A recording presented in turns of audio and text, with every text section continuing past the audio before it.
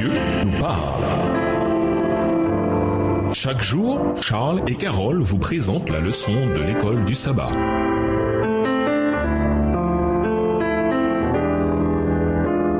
Bienvenue dans votre émission Dieu nous parle. Nous allons à la leçon de mercredi, Créateur miséricordieux, Ésaïe 40 et versets 12 à 31. De quelle manière Ésaïe 40 développe-t-il les thèmes de la miséricorde et de la puissance de Dieu? Ésaïe le chapitre 40. Consolez, consolez mon peuple, dit votre Dieu. Parlez au cœur de Jérusalem et criez-lui que sa servitude est finie, que son iniquité est expiée, qu'elle a reçu de la main de l'Éternel au double de tous ses péchés. Une voix crie, préparez au désert le chemin de l'Éternel. Aplanissez dans les lieux arides une route pour notre Dieu. Que toute vallée soit exaucée, que toute montagne et toute colline soient abaissées, que les coteaux se changent en plaine et les défilés étroits en vallons. Alors la gloire de l'Éternel sera révélée, et au même instant toute chair la verra, car la bouche de l'Éternel a parlé. Verset 6. Une voix dit, crie, et il répond, que crierai-je? Toute chair est comme l'herbe, et tout son éclat comme la fleur des champs. L'herbe sèche, la fleur tombe, quand le vent de l'Éternel souffle dessus. Certainement, le peuple est comme l'herbe. L'herbe sèche, la fleur tombe, mais la parole de notre Dieu subsiste éternellement. Monte sur une haute montagne, Sion, pour publier la bonne nouvelle. Élève avec force ta voix, Jérusalem, pour publier la bonne nouvelle. Élève ta voix, ne crains point. Dis aux villes de Juda, voici votre Dieu. Voici le Seigneur, l'Éternel vient avec puissance, et de son bras il commande. Voici le salaire est avec lui, et les rétributions le précèdent. Verset 11. Comme un berger, il paîtra son troupeau, il prendra les agneaux dans ses bras et les portera dans son sein. Il conduira les brebis qui allaitent. Qui a mesuré les eaux dans le creux de sa main,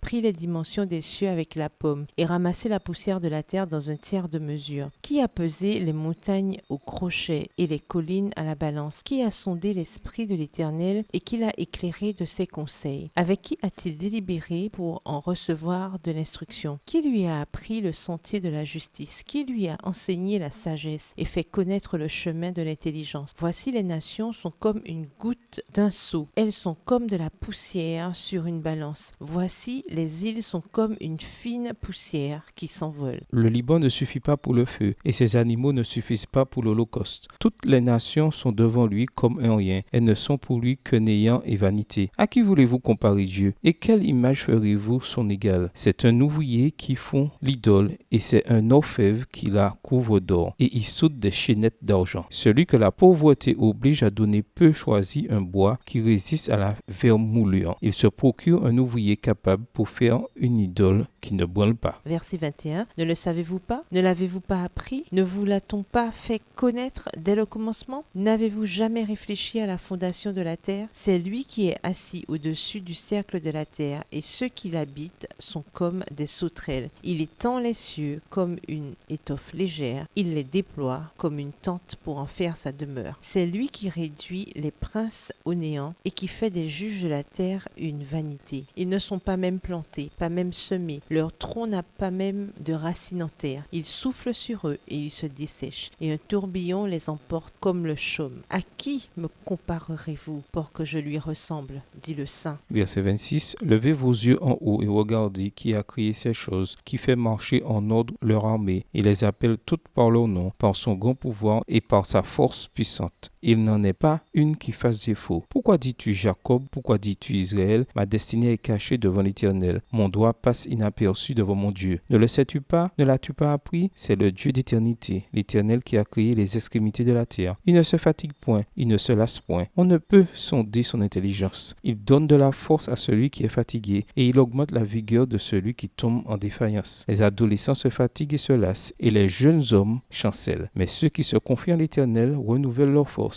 Ils prennent le vol comme les aigles. Ils courent et ne se lassent point. Ils marchent et ne se fatiguent point. Tout au long de ce chapitre, la miséricorde et la puissance de Dieu sont entremêlées et même confondues, car elles sont toutes deux nécessaires pour que Dieu sauve son peuple. Il veut les sauver car il est miséricordieux. Il est capable de les sauver car il est puissant. Premièrement, miséricorde. Ésaïe 40, versets 1 à 5. Consolation venue du Seigneur pour délivrer. Deuxièmement, puissance. Ésaïe 40, les versets 3 à 8. Gloire, permanence contre faiblesse humaine. Troisièmement, miséricorde, Ésaïe 40, versets 9 à 11. Bonne nouvelle de délivrance, berger de son peuple. Quatrièmement, puissance, Ésaïe 4, les versets 12 à 26. Créateur incomparable. Cinquièmement, miséricorde, Ésaïe 40, les versets 27 à 31. En tant que créateur, donne de la puissance à ceux qui sont épuisés. Après avoir présenté la force de Dieu en termes de gloire et de permanence, Ésaïe 40, les versets 3 à 8, Ésaïe développe au sujet de sa puissance et sa sagesse supérieure qui font apparaître la terre et les terriens tout petits. Ésaïe 40, les versets 12 à 17. Ici, le style d'Ésaïe, avec des questions rhétoriques et des analogies frappantes sur la terre et ce qui la compose, ressemble à la réponse que Dieu avait faite à Job. Job 38 à 41. Quelle est la réponse à la question rhétorique d'Ésaïe? À qui voulez-vous comparer Dieu? Lisons Ésaïe 40, verset 18. Ésaïe 40, le verset 18. À qui voulez-vous comparer Dieu? Et quelle image ferez-vous son égal? Pour Ésaïe, comme pour Job, la réponse est évidente. Personne. Dieu est incomparable. Mais Ésaïe rebondit sur sa question et fait référence à la réponse que beaucoup de peuples anciens signifiaient par leurs actes, c'est-à-dire que Dieu ressemble à une idole. Ésaïe 40, versets 19 et 20. À cette notion, Ésaïe réagit. Il nous semble déjà insensé d'employer une idole comme image de Dieu. Mais juste pour s'assurer que les gens ont bien compris, il donne plus de détails sur le caractère unique de Dieu et fait appel à l'argument imparable qu'il est le Créateur saint. Ésaïe 40, les versets 21 à 26. En quoi le verset 27 révèle-t-il l'attitude du peuple abordée dans le message d'Ésaïe? De quelle manière sommes-nous coupables de la même attitude? Ésaïe 40, le verset 27. Pourquoi dis-tu Jacob? Pourquoi dis-tu Israël? Ma destinée est cachée devant l'Éternel. Mon doigt passe inaperçu devant mon Dieu. L'objectif du message de Dieu est de consoler ceux qui en ont besoin. Comme Job, leur souffrance les a plongés dans la confusion et le découragement concernant son caractère. Parcourez les versets d'aujourd'hui. Il parle non seulement de la miséricorde et de la puissance de Dieu, mais aussi du fait qu'il est le Créateur. Pourquoi cette vérité est-elle si importante à comprendre? En quoi le sabbat chaque semaine contribue-t-il à renforcer ce point crucial? Au revoir. Et à demain si Dieu veut.